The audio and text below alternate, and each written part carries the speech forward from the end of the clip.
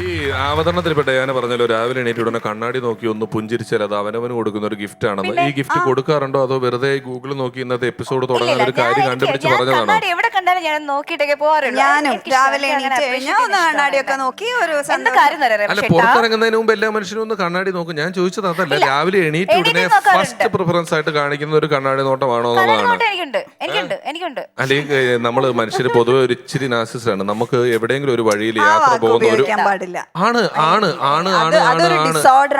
Disorder അല്ല, അത് ഉപയോഗിക്കാൻ പോകുന്ന വാക്കാണ്. അങ്ങനെയേ മനുഷ്യന് ജീവിക്കാൻ പറ്റുള്ളൂ. അങ്ങനെയാണ് എല്ലാ മനുഷ്യരും ജീവിക്കുന്നത്.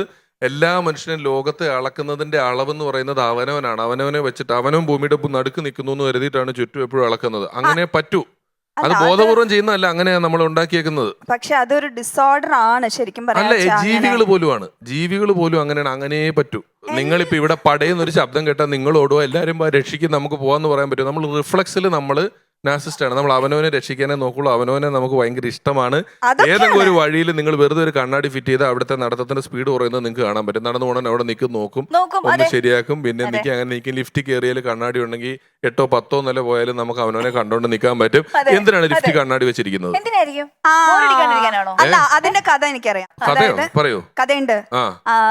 ഇവിടെ അല്ല, ന്യൂയോർക്ക് സിറ്റിയിൽ നടന്നൊരു കഥയാണ്. ഒരു മൾട്ടി സ്റ്റോറി ബിൽഡിംഗ് ആണ്. അവിടെ ഇതുപോലെ ഒരു എലിവേറ്റർ ഉണ്ടായിരുന്നു. പക്ഷെ കുറെ നാളുകൾക്ക് ശേഷം അതിന്റെ ഫംഗ്ഷനിങ് ഭയങ്കര സ്ലോ ആയിട്ട് അവിടുത്തെ ടെനൻസ് ഒക്കെ കംപ്ലൈന്റ് ചെയ്തു. അപ്പോൾ ഒരു അർജന്റ് മീറ്റിംഗ്, ഇതിനൊരു സൊല്യൂഷൻ വേണ്ടിയിട്ട് ഒരു അർജന്റ് മീറ്റിംഗ് വിളിച്ചു കൂട്ടി. അതിൽ കുറെ സ്റ്റാഫ് എല്ലാവരും ഉണ്ടായിരുന്നു. അതിൽ ഒരു വളരെ യങ് ആയിട്ടുള്ള സൈക്കോളജി പഠിച്ചൊരു ആള്. അപ്പൊ ബേസിക്കലി ബോറടിയാണ് റീസൺ ഉണ്ടായിരുന്നത്.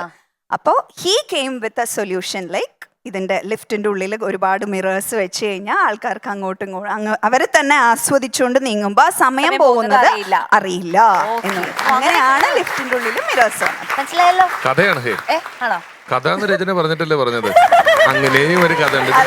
ശരിക്കും തന്നെയാണ് ഇതിന്റെ ശാസ്ത്രീയമായ വശം എന്ന് പറയുന്നത് ഒരുപാട് പേർക്ക് ക്ലസ്ട്രോഫോബിയ എന്ന് പറയുന്ന അസുഖമുണ്ട്. ഇത് ചെറുതായിട്ട് നിൽക്കുമ്പോ, ചെറിയ സ്ഥലങ്ങളിൽ നിൽക്കുമ്പോൾ അവനൊരു ഭയം വരും. ഈ സ്ഥലം ചെറുതാന്ന് തോന്നുന്നു. 4 ഭാഗത്തും മിറർ വരുമ്പോ ഇതിങ്ങനെ അൺലിമിറ്റഡ് ആയിട്ട് നമുക്ക് 4 ഭാഗത്തേക്കും സ്ഥലം ഉള്ളതുപോലെ തോന്നും. ഒന്നത്. 2 ലിഫ്റ്റുകളുടെ 2 സൈഡിലും ഈ നമ്മൾ കയറുന്നതിന്റെ 2 സൈഡിൽ ഒരു 1.5 അടി വീത സ്ഥലമുണ്ട്. അവിടെ ഒരാൾ ഇങ്ങനെ ഒളിച്ചു നിന്നാൽ നമ്മൾ ഡോർ തുറക്കുന്ന സമയത്ത് നമുക്ക് അകത്ത് വേറൊരാളുണ്ട്, കാണാൻ പറ്റൂല. അകത്തെ ഫുൾ വിസിബിലിറ്റിക്ക് വേണ്ടിക്കും ഈ ഭയം പാടുന്നതിനും കൂടിയിട്ടാണ് പിന്നീട് ഈ ന്യൂയോർക്കിലെ സംഭവത്തിന് ശേഷം ഞാൻ പറഞ്ഞു കേട്ടിട്ടുണ്ട്.